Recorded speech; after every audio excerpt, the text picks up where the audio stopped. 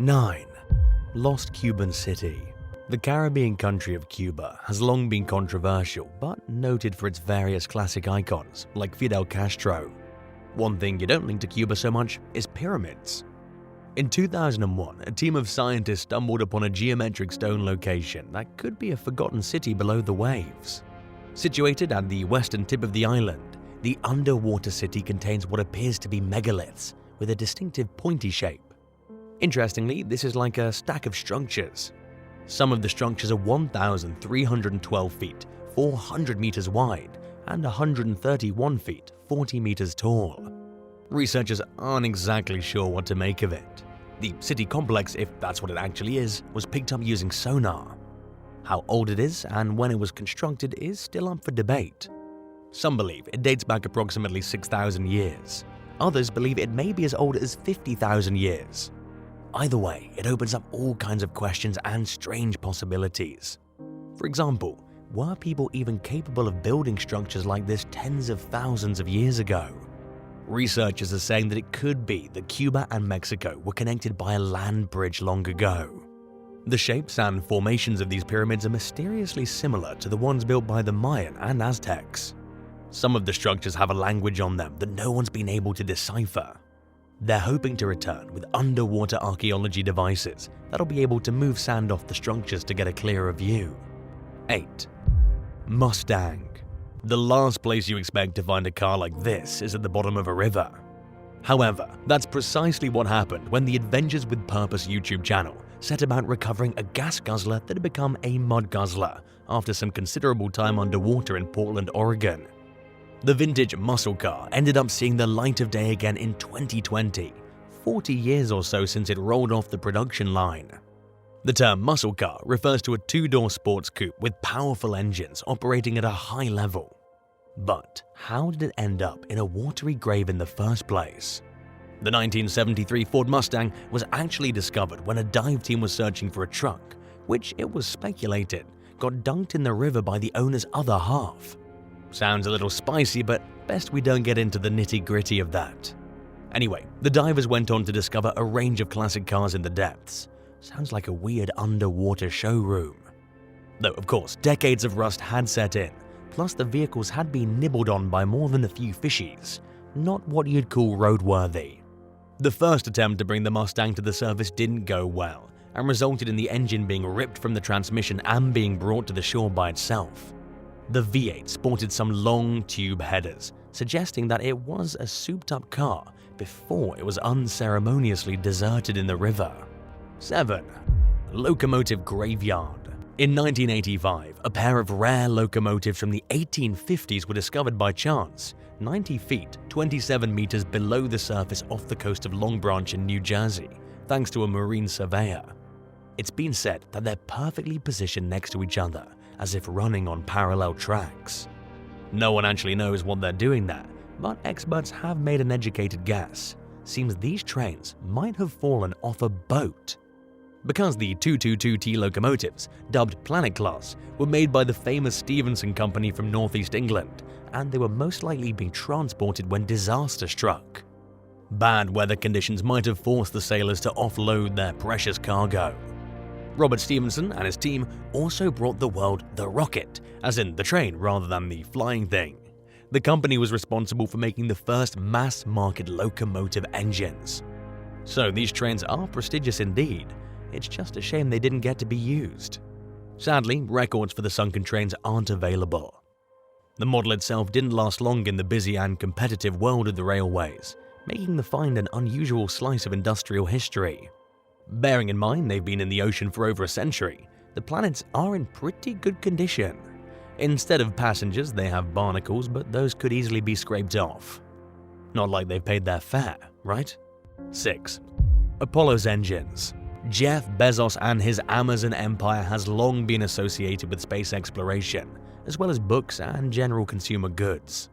With his eyes long focused on the stars, Bezos even went so far as to launch Captain Kirk himself, aka William Shatner, into space aboard his state-of-the-art craft.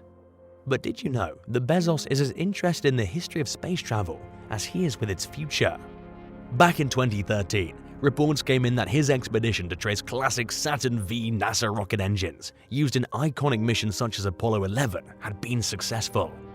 Where was he looking for these discarded first-stage engines that helped Neil Armstrong, Buzz Aldrin, and many other illustrious names on their way? At the bottom of the Atlantic Ocean, where they'd plummeted from a great height into the watery depths. Sinking approximately 14,000 feet, 4,270 meters down, there are apparently 5 of these engines up for grabs, and Bezos retrieved a couple. He has enough parts to reconstruct these engines. The originals aren't exactly going to stay in a neat little package after spending so long in salt water, so this is very much a case of using what you can after the remains are brought up piece by piece. Bezos employed ROVs to seek out the cosmic treasure. If anyone's going to be doing stuff like this, it's Bezos, right? When you've conquered pretty much the world with your businesses, it's time to focus on solving mysteries others don't have the time and, crucially, the resources to solve. What do you think is next for Jeff Bezos? Let us know in the comments below and hit the subscribe button while you're at it. 5. Mammoth Tusk. If you think cars and trains are weird things to be found by divers, then what about an Ice Age mammoth tusk from over 100,000 years ago? First spotted in 2019, it's something you might expect to find in the Arctic. However, this example was at the bottom of the sea in California. The tusk belonged to Mammuthus columbi, a Columbian mammoth, specifically the female of the species. Located 10,000 feet, 3,070 meters below the surface, the tusk measures 3 feet, 1 meter in length and is in excellent condition. It was well preserved owing to the cold temperature and high pressures of the deep sea. Retrieving the bony specimen wasn't easy. The first attempt didn't go well with a section breaking off. Still, it worked out okay in the end, because that fragment could then be studied and scientists could extract DNA. A later mission was undertaken to scoop up the whole tusk. ROVs, or remotely operated vehicles, proved crucial in accessing such an inhospitable environment. There could be thousands of discoveries like this waiting to be found by scientists on the deep ocean floor. But human activities like undersea oil drilling have the potential to destroy these ancient natural treasures. 4. Firebird. Imagine if you had your car stolen back in the late 1980s and you only just heard about its whereabouts today. Well, you might want to hold your breath. We mean literally hold your breath in the case of this classic 1983 Pontiac Firebird, because it was found underwater and wasn't exactly suitable for driving. The vehicle was only spotted due to its watery grave being routinely drained by authorities. Mirror Lake in Georgia revealed its car-shaped treasure to shocked locals and police. Reportedly, only the roof could be seen, but there was no doubt that it was a site that needed investigating. So it was rescued from the water, and there was good news and bad news. The bad news is that mud had pretty much flooded the Firebird and left it beyond repair. The good news is that it seems the tires were still surprisingly firm, which is rather incredible if you think about it. 3. Truck Ghost Fleet. Welcome to the beautiful Chuuk Lagoon in the South Pacific. It wasn't always so beautiful, however. Back in the mid-1940s, it was the scene of carnage during the Second World War. The Allies unleashed hell on the Japanese Imperial Navy, who were establishing themselves at the lagoon on the Caroline Islands. Hundreds of aircraft and dozens of boats had amassed on the scene. On February 17, 1944, 4 light carriers and 5 fleet carriers, along with support ships and some 500 aircraft, descended on the islands in a sneak attack.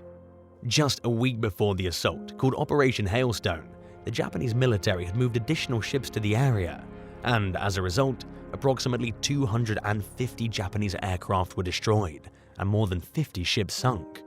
An estimated 400 Japanese soldiers were killed, trapped in the cargo hold in one ship alone. Most of the fleet remains in exactly the same spot it was left. The site was largely forgotten by the world until the late 1960s. The truck Ghost Fleet made headlines thanks to intrepid undersea explorer Jacques Cousteau. Younger viewers may know him best as the inspiration for that weird Bill Murray movie where he drove a submarine.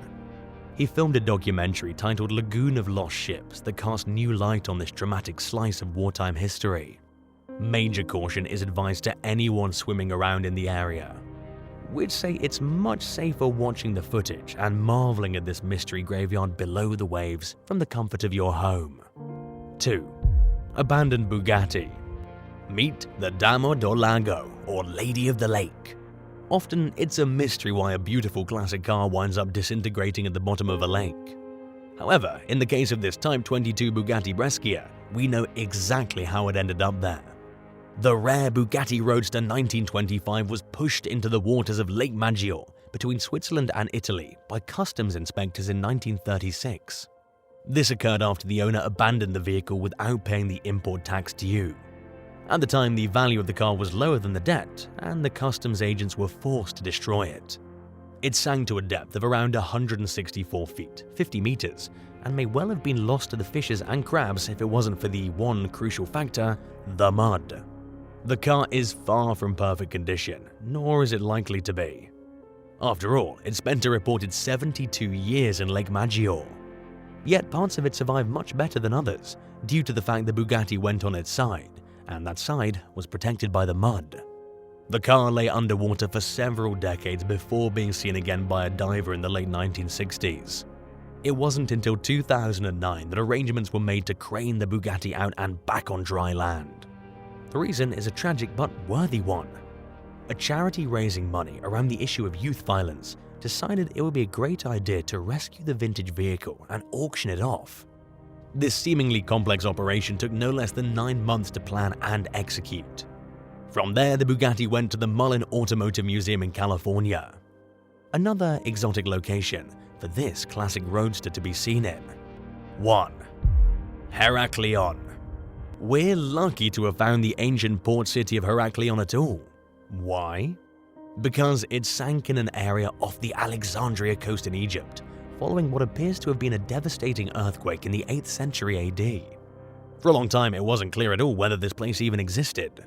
The Greek historian and chronicler Herodotus wrote about Heraklion, and it was certainly important to both ancient Egyptian and Greek cultures who had different names for it.